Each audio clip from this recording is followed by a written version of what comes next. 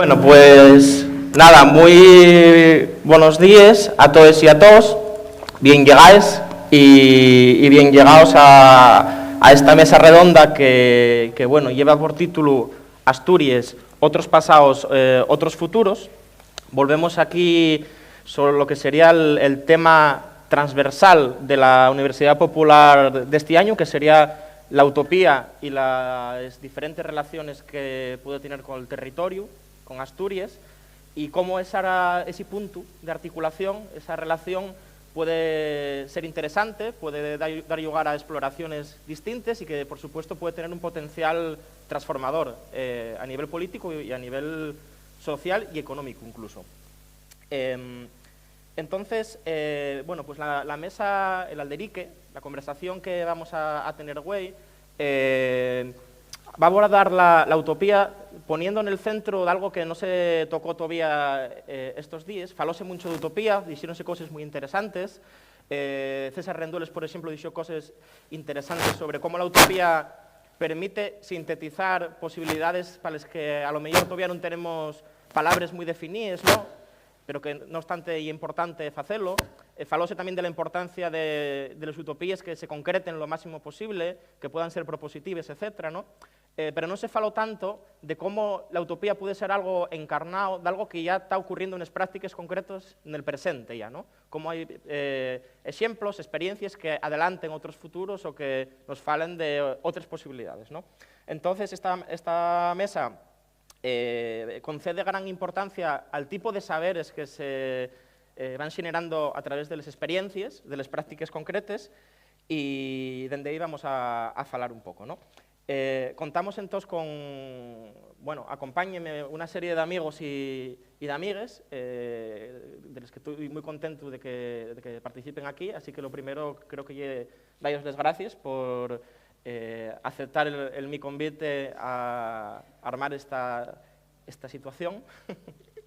y bueno, presento entonces por orden. Tenemos por un lado a Ainara Areces de la marca de ropa Puru Remangu. Ella es diseñadora y bueno, dirige una de las iniciativas empresariales, pero también con un perfil social y político, incluso más interesantes que están teniendo lugar en Asturias. Tenemos después a Silvia García, que es música profesional, multiinstrumentista. Ella toca el acordeón, que creo que la tienen por ahí, igual después podemos tocar un poco, o no, quién sabe, solo lo sabrán quien tenga en presencial. Y entre otras muchas cosas, ella participa y uno de los miembros, o una miembra también, de la bandina El Fuelle, una bandina de música tradicional de Xixón, y además, bueno, una activista en favor de la música en vivo. Encabezó de algunas de las protestas más interesantes que hubo en estos últimos meses en la villa de Xixón, por la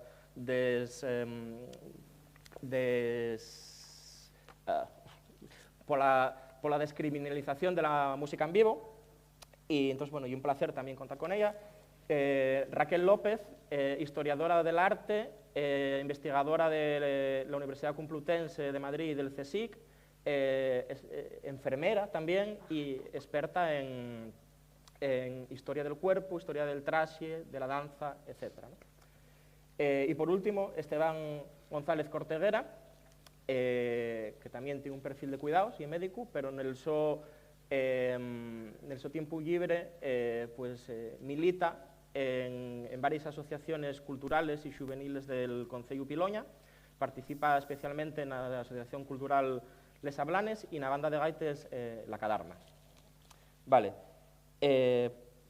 Como ya adelantaba Suco, la idea de esta mesa no va a ser tanto una suma de declaraciones, no nos interesa tanto transmitir información, sino que interesa-nos más afondar en una cosa que planteaba Walter Benjamin en relación a lo que él pensaba que tenía que ser la crítica anticapitalista en el ámbito de la cultura, que tenía que ver con resistir esa tendencia del capitalismo a eliminar la experiencia, ¿no? Entonces, va a interesarnos aquí hablar desde las experiencias concretas.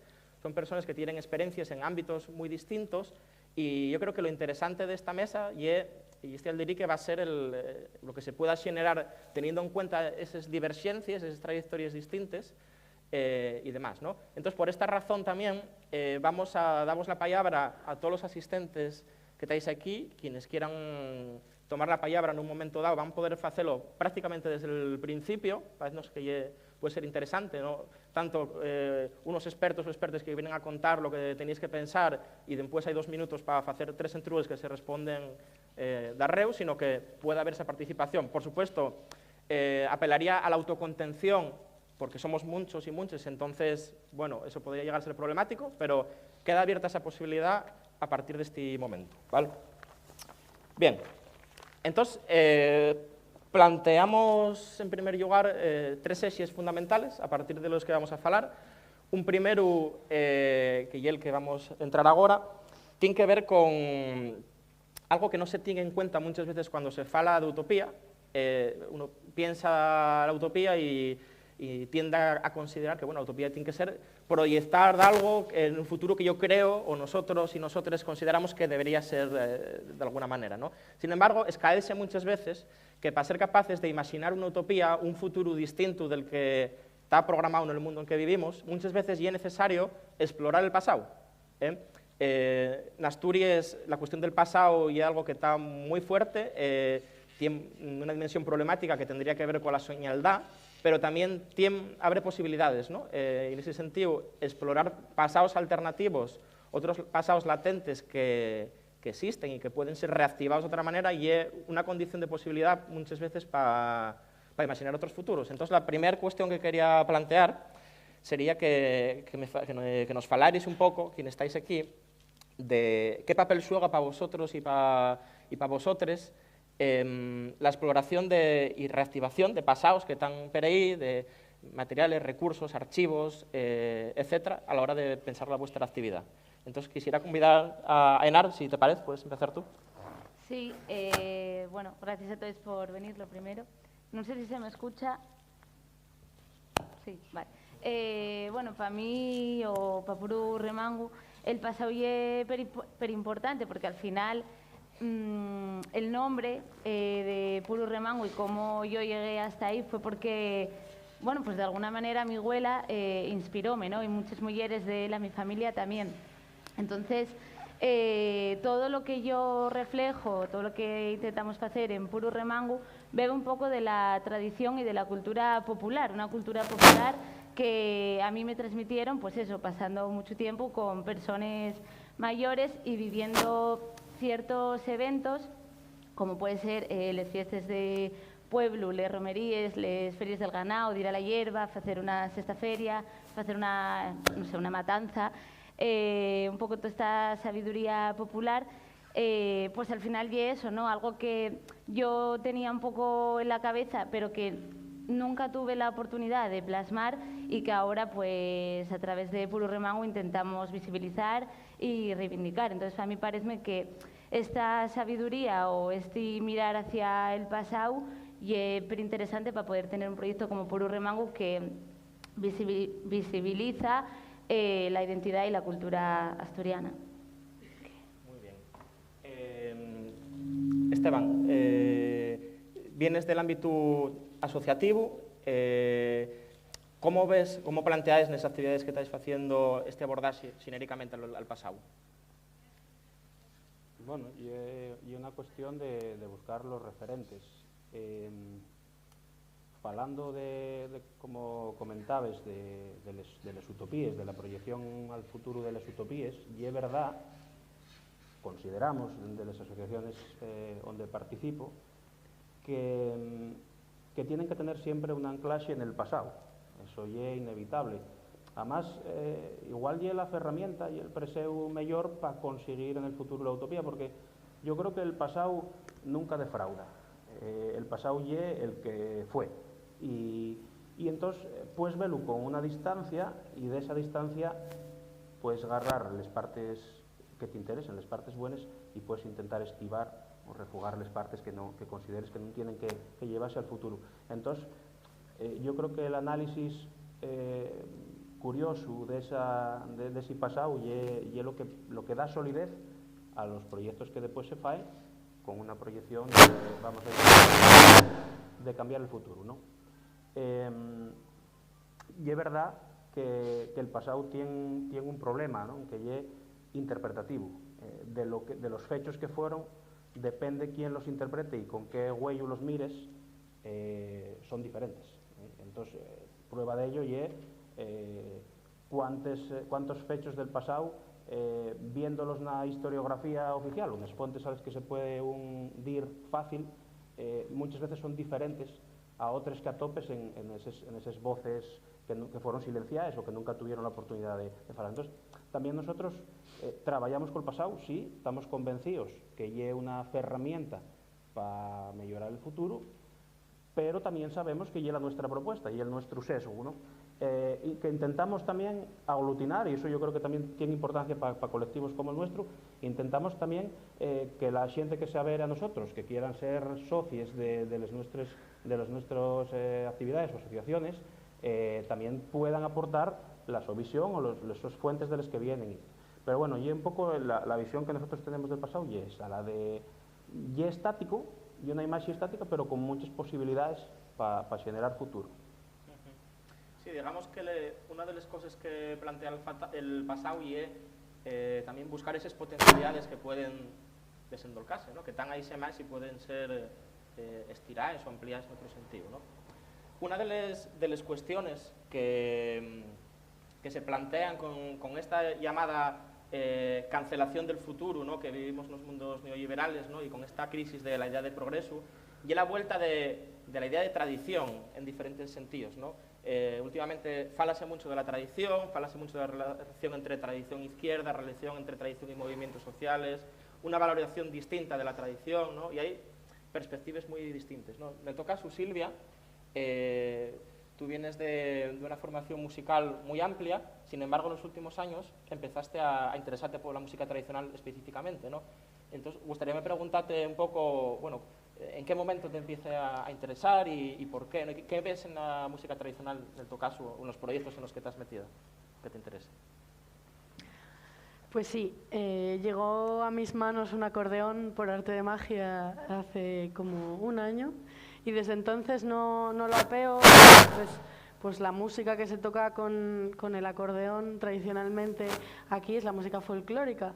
La música folclórica para mí tiene mucho que decir, es mundana, que no coloquial, y son letras profundas, entonces a mí me inspira para poder componer mis propias cosas basadas en esos cantares antiguos. Además remueve con todo el público, ¿no? Si cantas, yo qué sé, cosas de gaita y tambor, cantas la panderetera, cantas temas que resuena el idioma, resuena lo que dices, entonces para mí es importante cantar cosas que no sean abstractas y etéreas y que no signifiquen nada, sino ir a la raíz. Y es un descubrimiento muy guapo que estoy haciendo ahora y que os invito también a descubrir.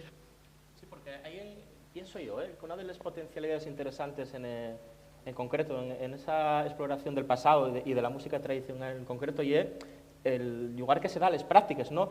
Lo primero que me llamó la atención el día que te vi por ahí era que ¿dónde va esta con un acordeón? Y va siempre con el instrumento por la calle. Entonces, hay una dimensión vitalista de la práctica concreta en el aquí y ahora, de hacer con lo que tienes, ¿no? Que es muy también de las culturas tradicionales, ¿no?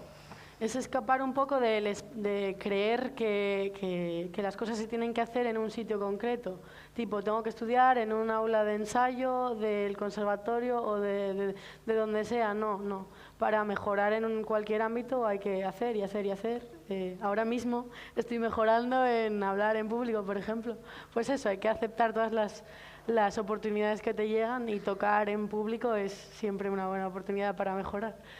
Además, a mí yo soy fiel defensora de tocar, de llevar la música a las calles, porque la música tiene que estar en el teatro y tiene que estar en los bares y tiene que estar en todos los sitios y también en la calle, que seguro que alguien de aquí me ha visto tocar el acordeón en el paseo del muro de la playa.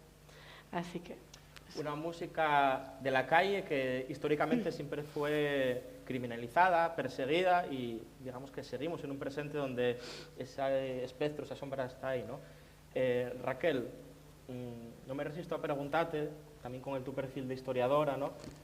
Bueno, ¿cómo ves esta importancia que está teniendo el pasado hoy en día, ¿no? Y bueno, ¿cómo ves en concreto los problemas que pueden surgir? Bueno, antes de contestar, quería aprovechar para dar las gracias en general a ti, a la organización y a todos y todas las asistentes. Y bueno, ahora ya empiezo. Yo creo que una cosa que además acaba de salir en todas las intervenciones, bueno, varias, quería como recogerlas un poco, a partir de una base, es que realmente estamos constantemente, o sea, el pasado siempre importó, creo que, vamos, yo como una persona que estudia además el franquismo, creo que pero vamos, eso es un ejemplo como muy arquetípico, pero que el pasado siempre importa y siempre está presente en nuestras vidas. Ahora mismo estamos rodeados de pasado y en contacto constante con el pasado. La cuestión para mí interesante tiene más que ver con algunas de las cosas que decía, por ejemplo, bueno, eso también lo dijo Enar muy claramente, pero con varias cosas que dijisteis un poco todos, que tienen que ver como con cómo, o sea, con remover, con buscar y sobre todo con cómo ubicarse, ¿no? Entonces, y un poco lo que dices tú, la práctica, que al final como el cómo te relacionas con con esos pasados o con esas temporalidades o con esos objetos o con esas frases.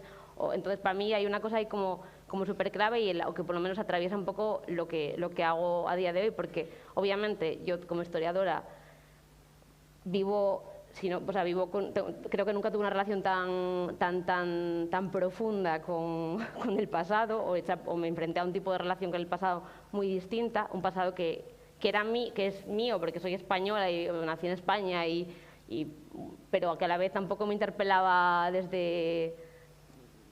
o sea, no encontraba yo mucho el eje donde anclarme, ¿no? Porque al final estudio cosas puestas en escena de danza durante el franquismo.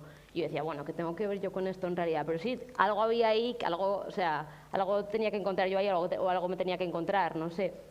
Entonces, pensé siempre, o sea, muchas veces pienso desde la enfermería en ese sentido, que yo lo tenía como algo como más en el ahora y en lo inmediato y en la urgencia.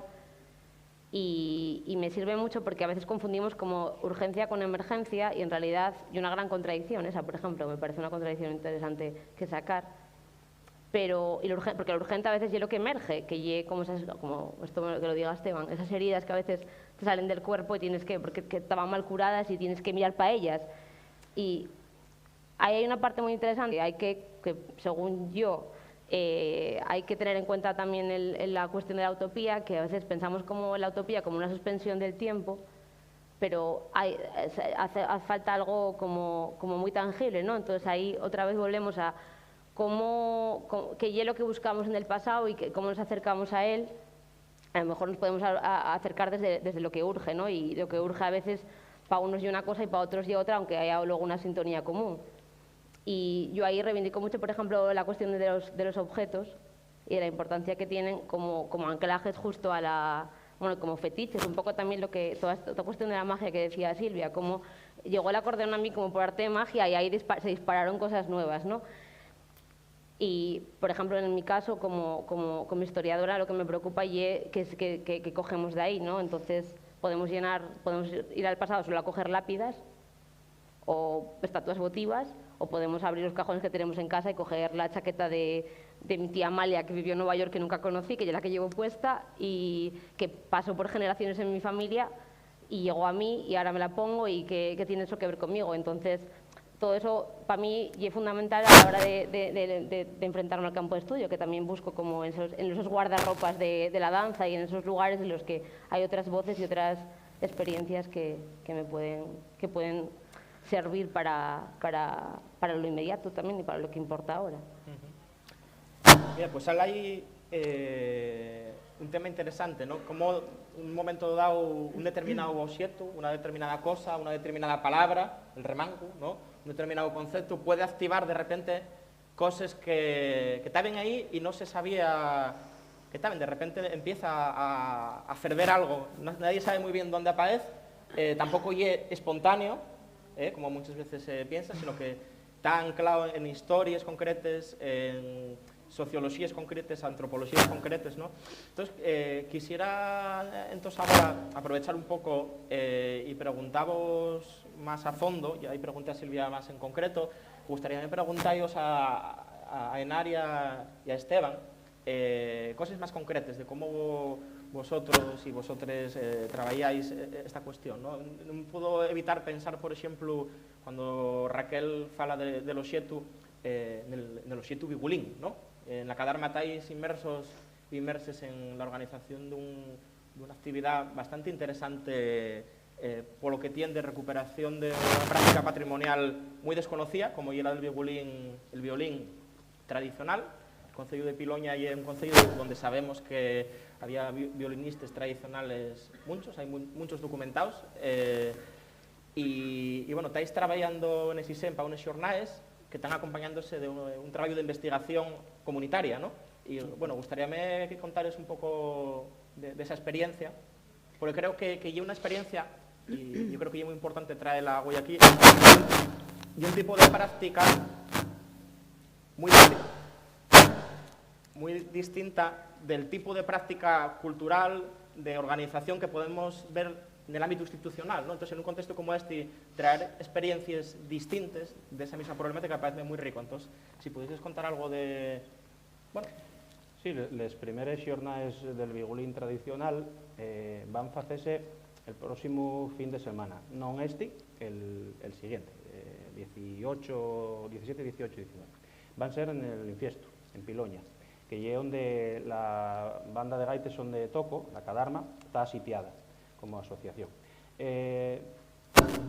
Non sabemos, isto tamén falando de futuro, non sabemos que resultado va a dar final, pero é ilusionante, hai boas sensaciones al rodio dello, e componen todo el tema de la organización de los xornais, componenlo unha serie de fechos que son singulares, e yo creo que por singulares tamén son guapos de contar, non?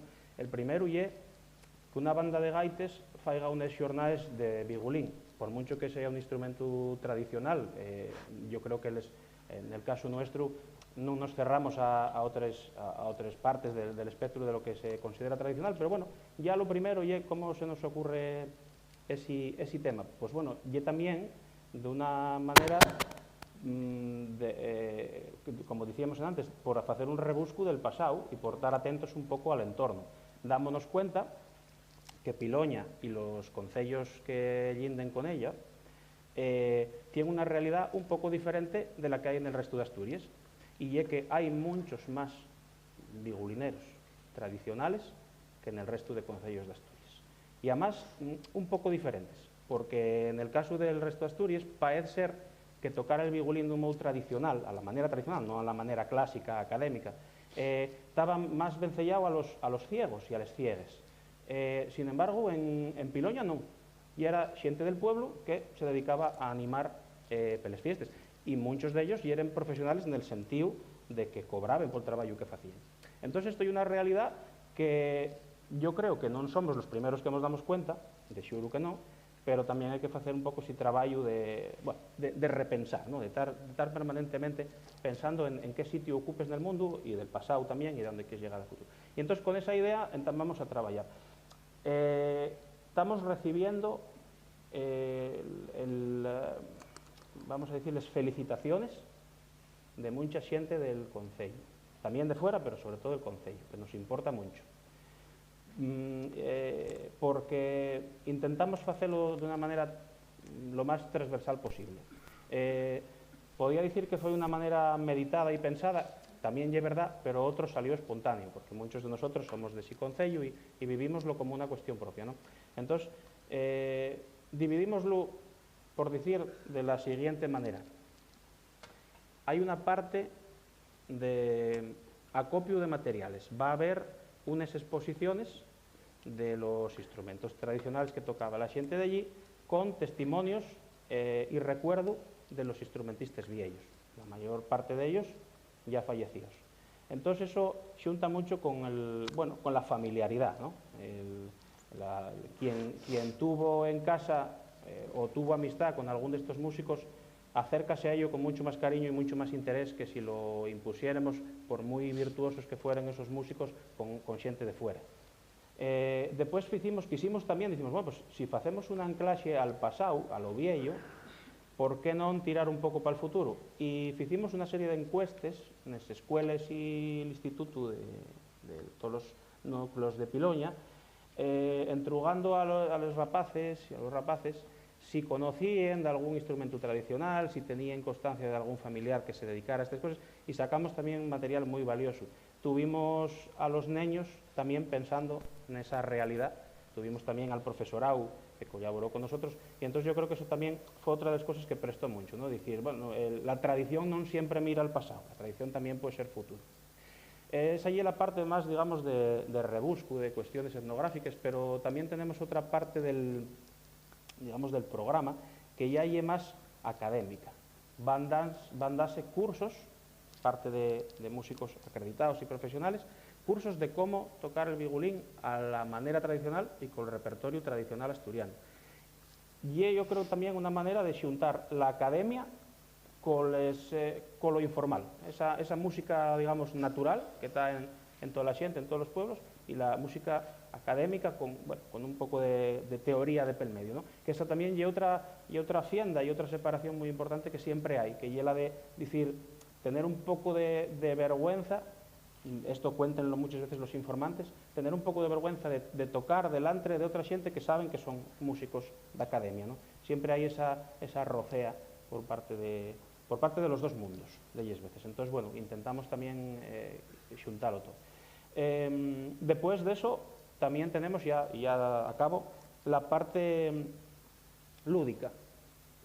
Hay conciertos, va a haber conciertos de grupos de música que trabajen el vigulín como una de sus bases melódicas, armónicas. Y creemos que también pues, hay que muchas veces olvidar esa parte más teórica y disfrutar de verdad de lo que quedó, del legado, de lo que quedó del vigulín. Y ese es un poco el contenido. Y aparte de hacer un pouco de desglose deste programa, que parece que estou facendo la publicidad e non, para que se entienda como muchas veces el tocar de ellos puntos básicos y hacer de algo transversal llega más a la xente. Yo creo que la respuesta va a ser buena, está siéndolo ahora y yo creo que después en asistencia sí lo va a ser. Y es la manera que nos presta trabajar en generar todas las cosas donde estas agrupaciones. Muy bien, gracias Esteban.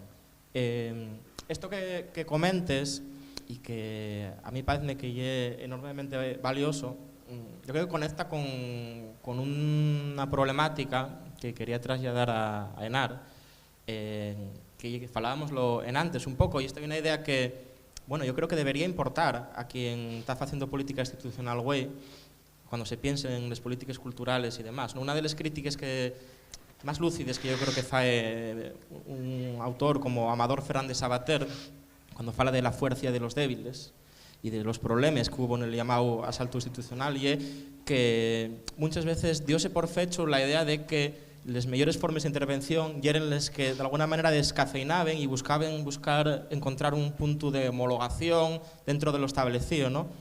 Y frente a eso, Amador plantea que una de las fuerzas de los débiles, que los débiles saquen la fuerza no tratando de parecerse a los poderosos, sino precisamente maximizando la singularidad, haciéndola de lo diferencial, de algo que no necesariamente haya que purificar, sino simplemente asitiarse ahí y a partir de ahí desarrollar, ¿no? Y ver qué sale. Y ahí actívense mecanismos que son distintos, ¿no? Que comentábalo Esteban en relación al trabajo que están haciendo en la Cadarma. Silvia faló de ella también en relación a la praxis musical, ¿no? Más desde una perspectiva pragmática, ¿no?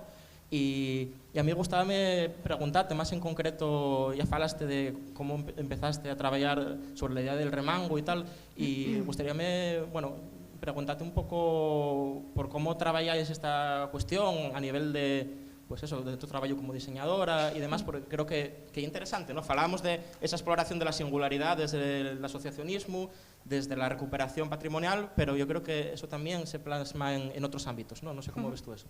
Bueno, nosotros lo que hacemos un poco y al final, por ejemplo, el remango, ¿no? Y un concepto popular asturiano que la mayoría de la gente de aquí pues lo entiende y como que muy rápido lo identifica, ¿no?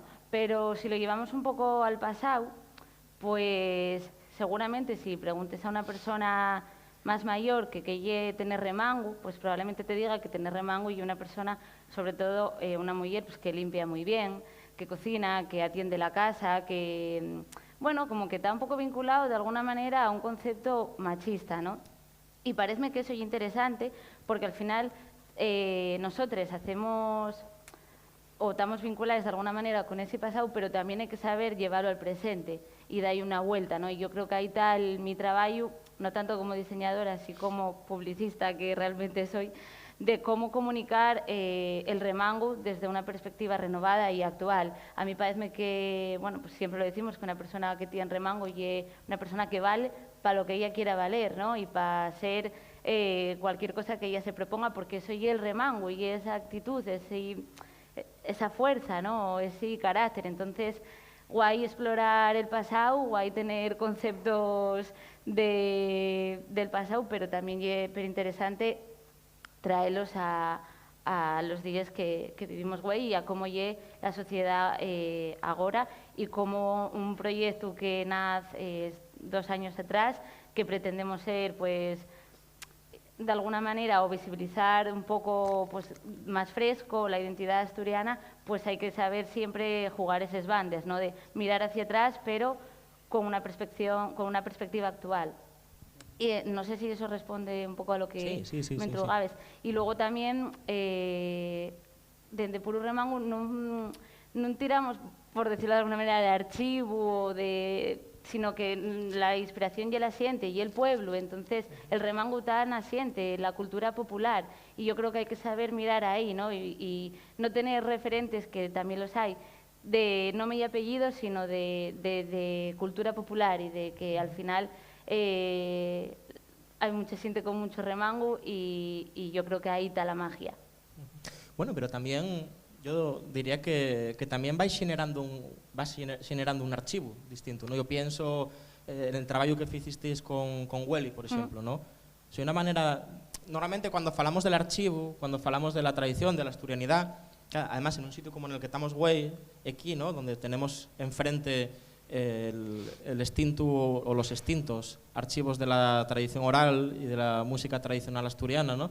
Muchas veces pensamos los archivos como algo centralizado, algo enormemente burocrático, donde los expertos son quienes dicen lo que hay que pensar, quién tiene acceso y quién no, ¿no? Bueno, eso es una posibilidad, pero también hay otros archivos, ¿no? Que se generen, y yo creo que es muy interesante en ese sentido lo que fa.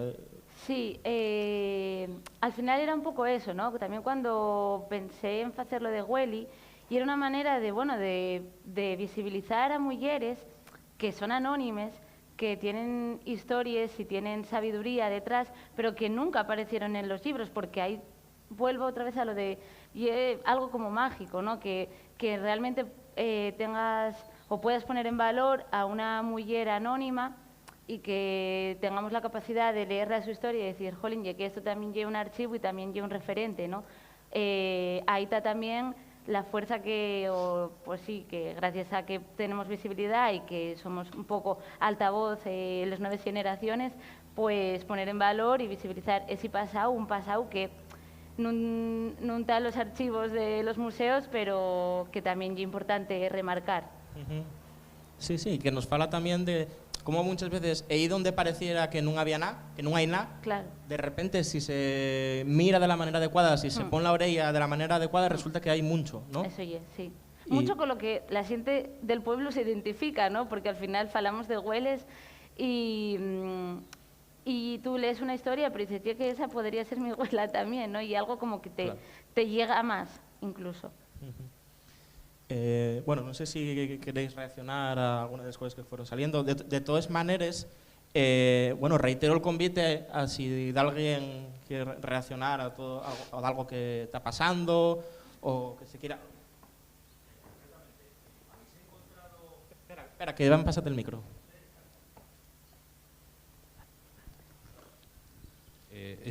Curiosidad, ¿habéis encontrado fabricantes tradicionales del bihuelín? Es decir, ¿hay luthiers todavía en Asturias que se dediquen a hacer estas cosas? Sí, y además con sorpresa, porque Bueno, la consideración de la forma violín, que sería la manera de entender tradicional el violín, siempre había esa, vamos a decir, esa reserva, ¿no? Por decir, bueno, sí que con el violín, que es con una implantación ya de siglos, sí se estaba haciendo, siempre se creó música tradicional asturiana, pero no existe fabricación propia de Asturias como de otros instrumentos. Entonces había quien decía, hombre, instrumento tradicional, no. Y sí, en el ámbito de Piloña sí encontramos, y si estoy falando de memoria, pero creo que son tres los constructores. De no solo una única pieza, porque bueno, puede entender uno que, bueno, había gente que se podía dedicar a la ebanistería y decir, bueno, pues voy a probar, ¿no? Sino de una manera ya más sistemática. ¿Para quién? Para los músicos locales, claro. ¿Con qué sonoridad? Con una sonoridad arcaizante, con unos parámetros y una capacidad de fabricación de instrumentos que no se acerca a la de los clásicos violines, ¿no? Pero igual también con valor por el hecho de conseguir una sonoridad propia, al gusto de quienes lo hacían en aquella época. Sabemos que esas personas que hicieron los violinos tradicionales lo hicieron la mayor parte de las veces por encargos de algunos de los intérpretes que, por motivo que fuera, quedaron sin instrumento y no tenían la facilidad de encontrar algún otro en tiendas o en mercados donde se pudiera, ¿no? Y sí, y además contamos con algunas de las piezas, no son solo testimonios, sino que la pieza física, tenemos la documentación gráfica y localizados a quienes todavía lo tienen. Sí. ¿Alguna intervención más de alguien que quiera comentar algo? Vamos a cambiar un poco de tercio, pero si alguien quiere hacer alguna aportación. Creo que sí. Vale.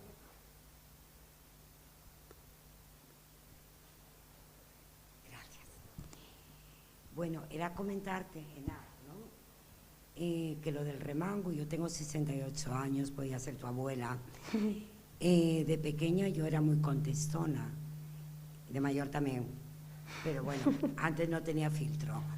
Y cada vez que contestaba decían que era una nena con mucho remango, no estaba adscrito solo a una cuestión más doméstica y machista.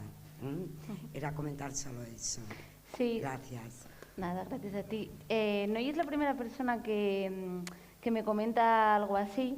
De hecho, un poco eso, ¿no? Que también cuando una niña o cuando ella es pequeña, pues contesta y tal, como que el remango también se podía ver como algo, no sé si llamar a una persona que contesta cuando ella es pequeña que tienes mucho remango y algo bueno, pero como que nosotros lo que intentamos es llevar el remango hacia algo positivo, ¿no? Hacia un poco más.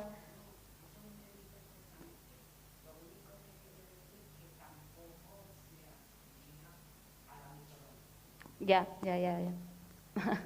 Vale. Nada, a ti. Sí, interesante también cómo esas ambivalencias forman parte también de, bueno, de los debates, ¿no? A la hora de valorar. ¿Alguna de alguien más? Sí, pero ahí hay otra persona. ¿Hay de alguien más para hacerme una idea aparte? ¿Hay alguien más? Porque si no, una vez que tal, paso ya directamente.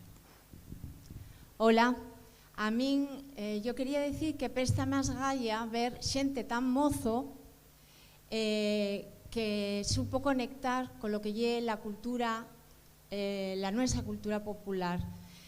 A otros, como lle el mío caso, costónos muchísimo abrirnos camino nesa conexión cuando dende el orde institucional lo que había que facer era tapecer esa cultura, non? Tuvimos un camín existencial que a lo mellor pues, foi entá máis duro que el que estáis teniendo vosotros, porque estoy viendo que lle una conexión col pasado, con los objetos, con la pertenencia a un pueblo, con les hueles, con la familia, con los instrumentos, con la música, en sin complexos.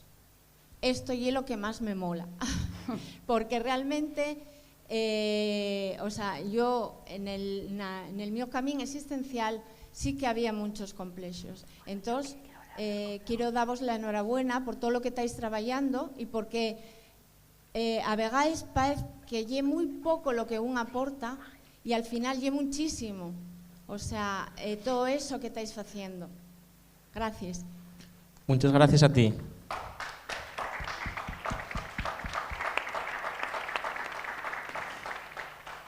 Muchas gracias por el comentario, que además adelanta lo que íbamos a hacer ahora mismo, lo cual es auténticamente mágico. La segunda cuestión que tuvimos hablando un poquitín hasta ahora de cuestiones de referentes, cuestiones de cómo repensar el pasado para sentar bases que nos permitan imaginar e inventar otros futuros distintos, ¿no? Y quería introducir ahora una cuestión complementaria a esta, que tampoco no se faló estos días, yo creo, prácticamente, que la idea del futuro, la cuestión de la construcción del futuro, tiene una dimensión geopolítica muy específica, una dimensión territorial, ¿no? Expresiones tan clave para organizar las nuestras vidas, ¿no? Como el tener un futuro, progresar na vida, ¿no? Tan preñadas de ideas enormemente problemáticas que tienen que ver con una concepción política del territorio muy específica, una manera de valorar las relaciones entre territorios, entre pueblos y villas, entre centros y periferias. Entonces, de tal manera que algo que pudiera parecer muy etéreo, ¿no? Como el futuro, de repente algamos una materialidad muy fuerte en temas de territorio, implica concepciones también sobre el propio cuerpo, donde desde una perspectiva feminista podría decirse mucho también. Entonces, lo que quisiera plantear ahora, además por los perfiles de muchas de las personas que estáis aquí, de qué manera la construcción de esos futuros alternativos que ya estáis haciendo cuando abrís nuevas breches, hacéis cosas que no se esperen, entamáis cosas sobre asuntos que parecieran ser nada y de repente son mucho, de qué manera habitar esa experiencia problemática sobre la desvalorización de lo propio, del territorio, de la desvalorización de los pueblos, de las villas pequeñas, ¿no? Frente a esa idea de las grandes metrópolis como lugares trascendentes a los que hay que llegar, ¿no? Y por el camino dejar de ya la diferencia que no pudiera ser homologada, ¿no? No sé, gustaría plantear ese tema, que sé que hay personas que tienen mucho que decir en esto, y bueno, cómo vos conecta vivencialmente y cómo se conecta con lo que queráis. Enar.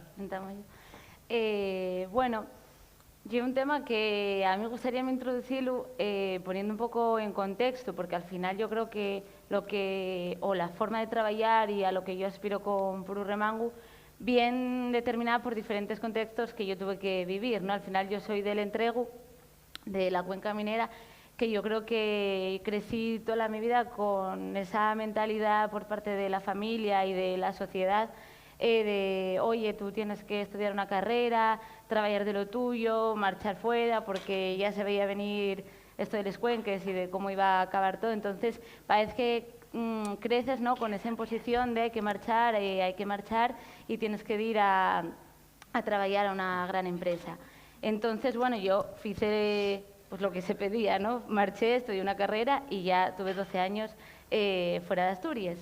Entonces, bueno, el problema llega cuando tú tienes un poco más de conciencia y daste cuenta de que sí, que estás trabajando en una gran empresa, llegas donde tenías que estar, ¿no? Pero eres una trabajadora precarizada, no tienes una vida social digna, no hay conciliación y tampoco estás viviendo una vida acorde a los valores que yo tengo, ¿no? Como pues eso, vivir en Asturias, y al final vivía en Madrid y poco tiene que ver. Entonces, daste cuenta de que progresar en la vida no es eso, progresar en la vida desde mi perspectiva, y gracias a ese aprendizaje de marchar fuera y de estar emigrar, y tener un trabajo digno en el que te permita descansar, dormir tranquila y tener horas de conciliación y de si quieres ir a ver la mar o a hacer una ruta, lo puedas hacer, ¿no? Y que no seas una persona precaria en una gran empresa multinacional donde hay mucha gente enriqueciéndose gracias a tu trabajo.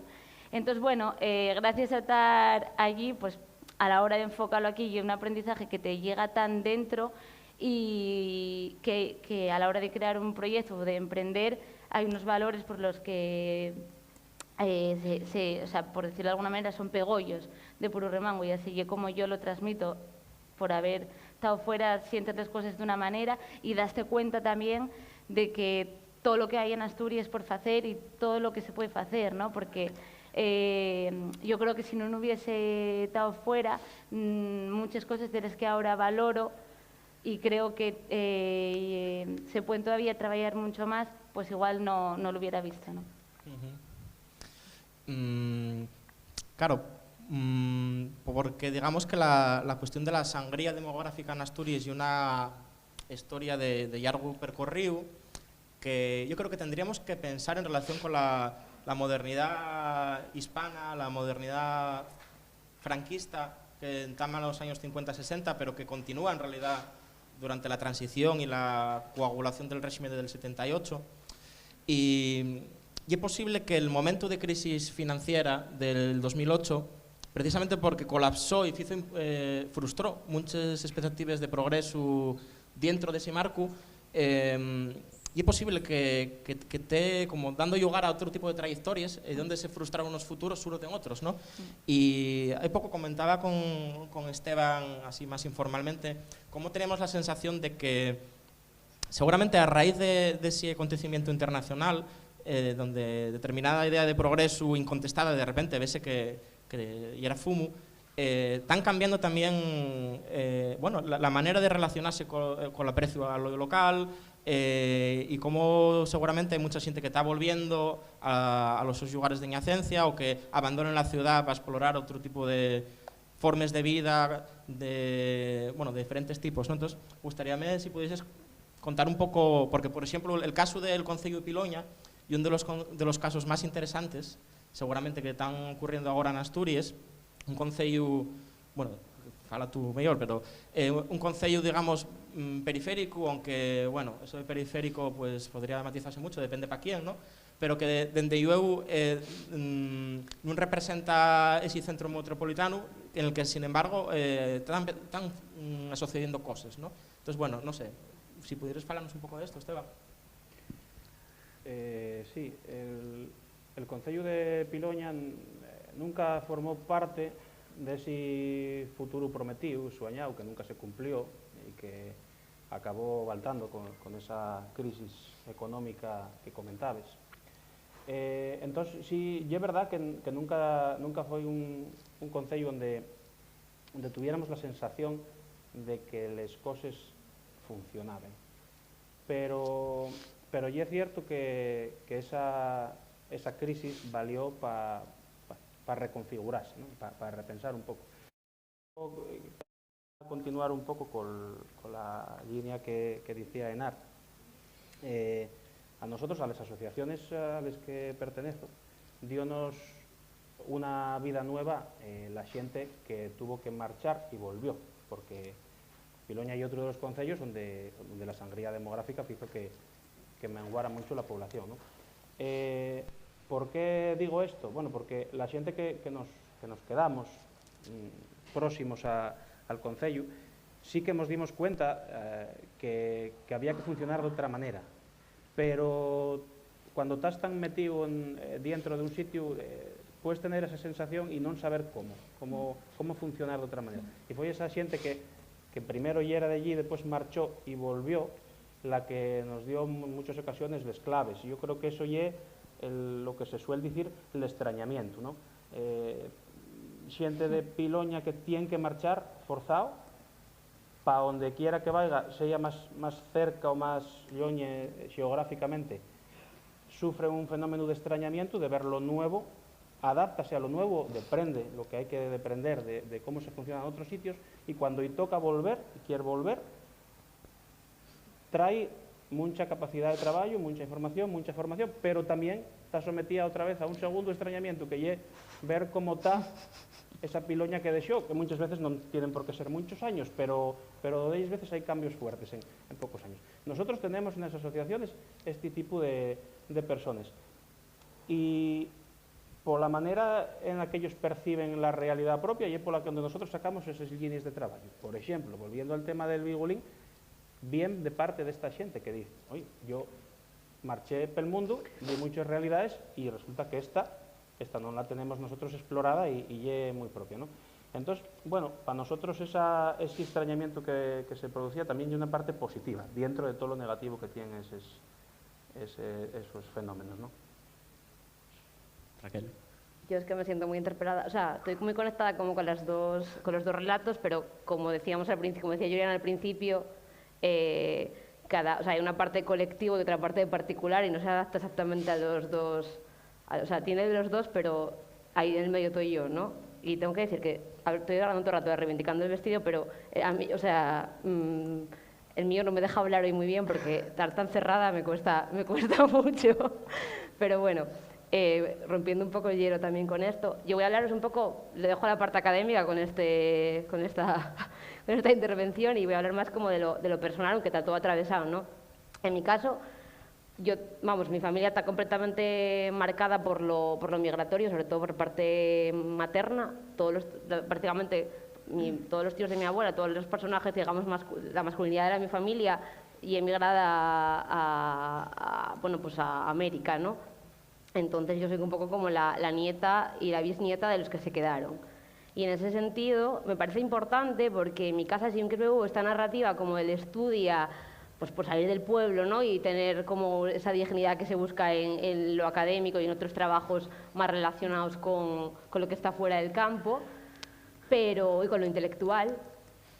Pero claro, yo acabé enfermería en 2010, no voy a entrar en detalles anteriores a mi vida, pero que hay una fecha muy clave porque estábamos en plena crisis y todas mis compañeras prácticamente marcharon fuera.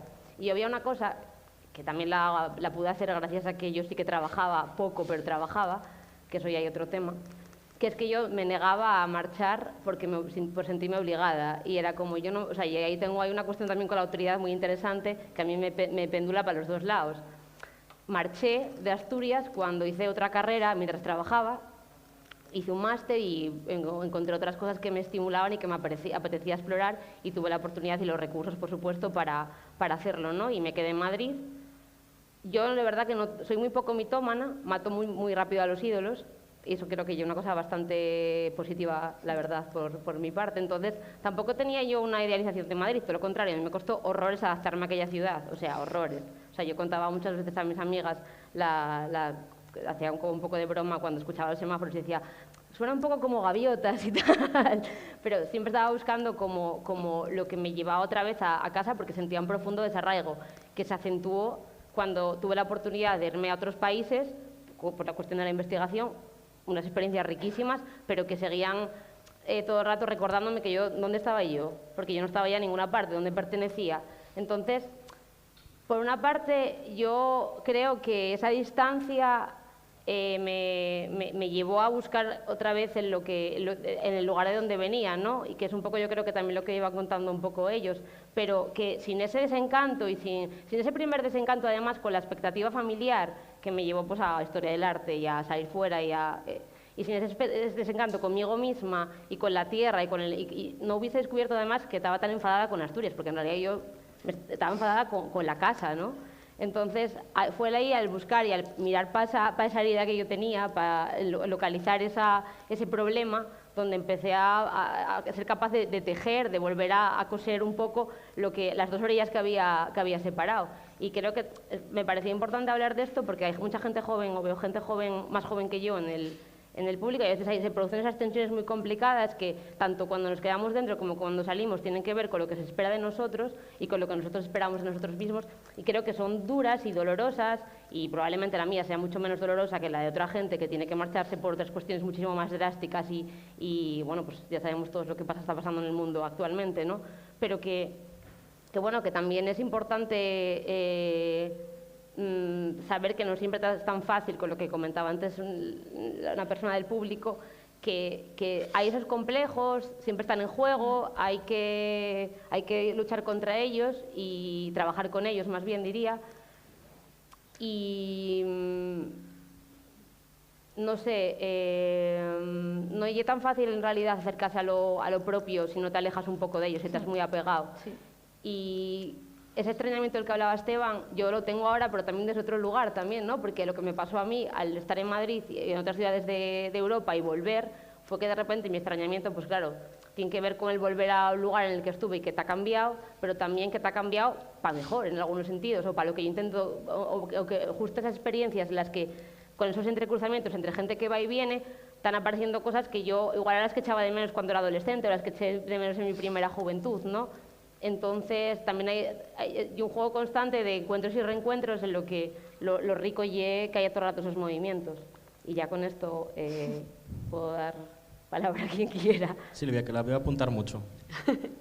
Es que si no luego se me olvida. Bueno, nada, con respecto a todo esto y sin extenderme mucho, quería decir que por mí es muy importante pensar por ti mismo, como seguro que nunca habéis oído, escapar del pensamiento en masa, porque al final te dejas llevar por la inercia de lo que tienes que hacer según otros y al final acabas haciendo unas historias que no corresponden. En el caso de la música se tira mucho a estudiar por el conservatorio, porque es la academia y es el sitio, el único sitio subvencionado en el que se puede estudiar música. Una música que está como muy centrada en la lectura de partituras y tocar música clásica. Si quieres otras cosas, te las tienes que buscar por tu cuenta y desembolsar bastante dinero. O, bueno, acudir a tutoriales de YouTube, que siempre están muy bien. Y nada, eso, que al final hubo ahí una serie de falsas promesas académicas de las que había que salir y romper y decir, oye, pues mira, no hace falta tener un título, bueno, en caso de ser médico, pues, o en ciertos casos concretos, pues sí, pero en otros casos más de arte y creación, no hace falta tener un título que respalde lo que haces, con tal de demostrarlo y crear cosas nuevas, ya estaría. Y la juventud en la que me englobo, porque soy muy joven, tengo 25 años, pues tira mucho a esa inercia de, bueno, hay que conseguir tanto al mes, para esto voy a opositar y sin meterme con la oposición ni nada, pero creo que hay más vías aparte de llenar Asturias de funcionarios, que hay más emprendeduría, hay más opciones. Entonces explorarlas es interesante. Ya. Muy bien. Bueno, vuelvo a incitar a los asistentes y les asistentes que quieran reaccionar a estos planteamientos tan interesantes que se están haciendo. ¿Hay alguien que quiera comentar algo? Que no veo. Bueno, si alguien quiere decir que haga así bien, que si no, no veo. Pues no sé, parece muy interesante. Ahí hay un chaval. Perdón.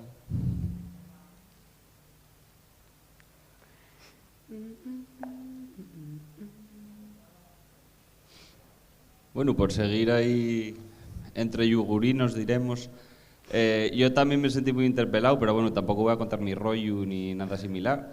Pero bueno, cuando pienses, ahora, tampoco lo digo por molestar a nadie ni nada, pero con toda la propaganda que hay ahora mismo con el tema de yo vivo en lo rural, es decir, a propósito, es decir, no me sale barato, es decir, me saldría más caro vivir en donde trabajo, de hecho, pero bueno, lo quiero hacer porque es mi decisión personal, ¿no?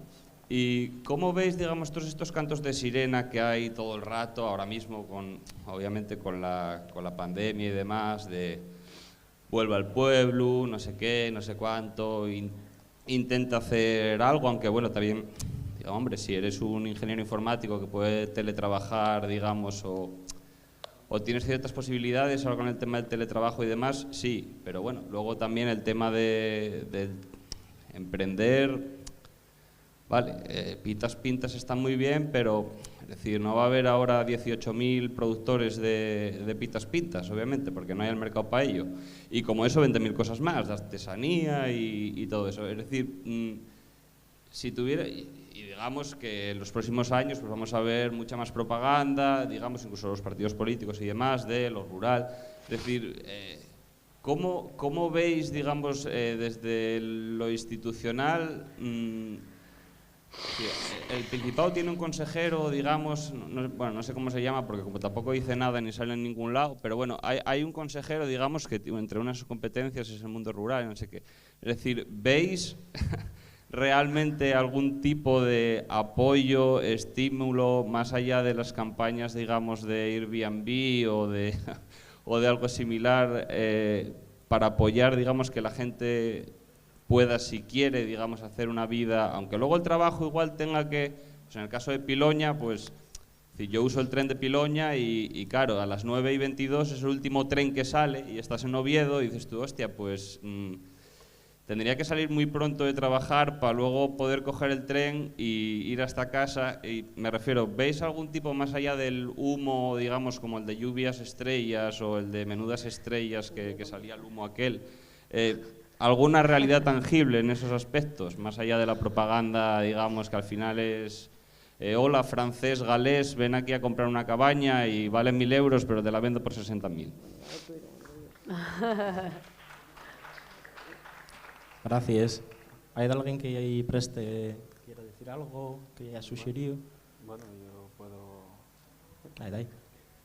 Home, dentro de los planes o ideas, digamos, institucionales que pueda haber para el desarrollo rural, de alguna habrá buena, el tiempo lo dirá, pero nosotros digo para el traballar, para el trabajo que nosotros hacemos y cómo entendemos cómo tiene que organizarse un pueblo, cómo tiene que organizarse el concello. Miramos poco para esa realidad. Sabemos que está ahí y sabemos que si no, por decirlo de alguna manera, si no la analizamos y miramos para ella, puede venir en contra también, ¿no? Entonces no hay una cuestión de banalizar esa realidad. Pero la manera que nosotros tenemos de articular las cosas escapa un poco de esas intencionalidades que no dejen de ser de sesgo economicista y, por lo tanto, de sesgo de intereses capitalistas, ¿no? Porque el decir, hay que ir ahora a lo de los pueblos porque hielo más, vamos a decir, más salubre en tiempos de pandemia y porque puedes hacer un desarrollo desde aquí, pero con las mismas dinámicas de siempre. Entonces, hay una manera de transportar a los productores de mercancía, a los productores de riqueza, transportarlos a un ámbito más amigable, pendiente de explorar, no tan masificado. Esas dinámicas, bueno, y es verdad que dan vida a los pueblos, pero no es por donde nosotros queremos ir tirando. Nosotros pensamos que es más importante tirar de esos referentes que estábamos diciendo hasta ahora y crear soluciones propias. Y las soluciones propias, pues y eso, y pensar que el pueblo tiene un límite de gente que puede albergar, tiene un límite de trabajos que se pueden hacer, tiene un límite de producción no solo económica, sino también producción cultural, etcétera, que puede tener. Y eso es así, la vida es así. Nosotros no vamos a intentar otros esquemas de vida bucólica, tal. Pero sí, yo coincido contigo, tienes razón que estamos en ese momento ahora. Y nosotros, gústame decir que nos vemos como la resistencia a otro nuevo modelo hegemónico más ruralizante, pero no deja de ser eso. ¿Alguien más quiere comentar? No sé si hay alguien más por ahí que quiera comentar algo. Sí. Bueno, por comentar algo más, hazme una pregunta muy pertinente. Una de las claves que yo daría a nivel institucional, ya que estamos aquí, y es que lo rural y lo urbano no se pueden pensar de manera separada. Incluso si lo rural hoy en día tiene una connotación transnacional, o bueno, ciertas dinámicas capitalistas fan de ella a algo transnacional, sigue estando ahí, ¿no? Y creo que estamos cometiendo errores muy gordos, mesmamente en Xixón, ¿no? Lo que se está haciendo del plan de movilidad, donde está participando Podemos, que sigue perpetuando una concepción de lo urbano al margen de lo rural y no desde una perspectiva relacional, ¿no? Entonces, nuevamente volvemos a caer en calcar modelos que nos vienen del norte y sin tomar el tiempo de pensar los referentes propios, las soluciones propias que decía Esteban, ¿no? Y a lo mejor la solución muchas veces no pasa por querer correr a decir algo muy bien peracitado, sino igual parar y, bueno, vamos a escuchar, vamos a parar, vamos a pensar, hacemos una alderica en serio sobre esto, ¿no? Y, no sé, me parece que es muy importante pluralizar el tipo de tránsitos entre rural y urbano que podemos ser capaces de imaginar. Y como parte de esta cuestión, a mí sí me prestaba comentar iniciativas que están habiendo, no en Asturias, sí, también en Asturias, pero en otros lugares, ¿no? Estoy pensando en los movimientos de los ZAD en Francia, ¿no? Que eran zonas que el Estado francés calificó de zonas de desarrollo diferido, es decir, esto vino a la cabeza cuando Esteban mencionó la cuestión del desarrollo rural, ¿no? Cuando se habla de desarrollo rural, en realidad lo que se habla es de zonas que supuestamente no son desarrolladas de la manera en que deberían, ¿no? Entonces hay que desarrollarlas, no hay que ir a salvarlas, ¿no? En Francia hay lo mismo y hay un movimiento bastante interesante que se reapropia de esa denominación y en vez de zonas de desarrollo diferido, llámenlo zonas de territorios a defender, ¿no? Y están ocupando espacios que se consideren despoblados, espacios donde como el de Notre Dame, Les Landes, que debe hacerse un macro aeropuerto, ¿no? Ocuparon, están ocupándose y están, bueno, practicándose ya utopías distintas, modos de vida distintos, con otro tipo de principios autoorganizativos. Entonces eso tiene que ver con el tipo de cosas que yo creo que tenemos que empezar a pensar, con qué hacer con esta cantidad de territorio y de recursos que tenemos en Asturias, que están ahí, esperando que vengan millonarios de cualquier sitio a comprarlos y especular, ¿no? También esperando a las migraciones por tema climática que pronto que tarde van a empezar a ocurrir, ¿no? Entonces, ocupar. No sé si hay más... ¿Alguien más quiere decir algo? ¿Más palabras? ¿Nadie? Vale. Bueno, vamos ya por la hora y 10. Suco, ¿cómo vamos? Bien, ¿llevo un momento para cerrar ahora? ¿O un poco más? Vale. Hay una tercera cuestión que yo creo que podemos ir ya como haciendo una ronda más de cierre, ¿no? Una cuestión que tuvo resonando en varios momentos de esta mesa, que es la cuestión de los referentes propios, de la importancia de la construcción además, en un día como hoy, ¿no? Donde ya la agenda mediática pues ya asturiana ya marca un camino sobre lo que tiene que ser la reforma del estatuto, la cuestión de la autonomía que va a volver con una oficialidad que esperemos que tengamos, que va a haber, y que necesitamos seguramente ahora mismo ampliar también la mirada de qué es la autonomía, en qué consiste, ¿no? O qué es la soberanía también, en qué consiste y cómo podemos ampliarla, ¿no? Entonces, yo creo que de diferentes maneras aquí falóse también de diferentes maneras de practicar la autonomía, ¿no? Silvia falaba de la importancia de no dar por fecho lo que se espera de nos, ¿no? De atreverse a defraudar las expectativas y proponer otras cosas. Enar pues faló muy bien de cómo a través de elementos concretos del patrimonio cultural, de lo que tenemos, pero ahí, de cosas que forman parte de nos y que están ahí en el umbral del silenciamiento, ¿no? Pues permítenos establecer guiñes alternativas que generen referentes propios, ¿no? Y yo creo que, bueno, y podría resumir de todo el mundo, pero para eso está todo el mundo aquí. Pero bueno, que esto viene a cuento de que yo creo que una de las grandes dificultades, y esto yo creo que no debería ser una crítica que todos asumamos de manera productiva, en el sentido de que hay un campo muy grande a trabajar, que una de las dificultades, por ejemplo, un espacio como este, y en construir referentes propios, liderazgos propios, que seamos capaces de evocar historias propias, ¿no? Que no necesariamente tengan que replicar las historias que outros nos contaron sobre lo que debemos facer ou deixar de facer, non? Entonces, non sei, prestábame igual que ficéramos unha última ronda de reflexión neste sentido, ou noutro que queráis, vale? Non sei se quen... Enardo? Yo, venga. Venga. Sí, yo creo que también, claro, como Puru Remangu está muy basado en una propia vivencia personal, ¿no? Porque al final ya algo que parte de mí y de estar fuera. Obviamente, a mí parece muy interesante que hay que tener referentes propios, pero ya inevitable tener referentes de fuera, ¿no? Pero parece que está bien tenerlos, pero hay que saber también crear algo propio que sea único aquí. Quiero decir, un ejemplo muy básico, Puru Remangu en castellano existe, hay otros proyectos como este, o en gallego, en euskera, en catalán, inglés.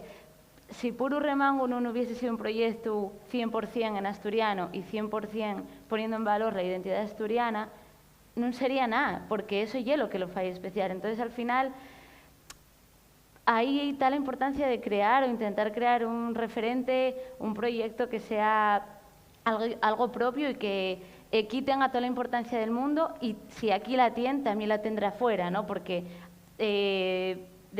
con la experiencia que llevamos teniendo de unos años atrás, pues estamos teniendo gente que llegue fuera y que pone a Puru Remangu como un referente propio, ¿no? Y eso también pues está guay y parece que es bastante interesante. Y al final sí que quería, o sea, creo que tiene mucho que ver con lo que decía ella antes, ¿no? De hacerlo sin complejos, porque al final cuando lo faes con toes y a por toes, pues al final crees algo real y con lo que la gente se identifique al 100%, y hay que quitar un poco complejo de, por ejemplo, como pasa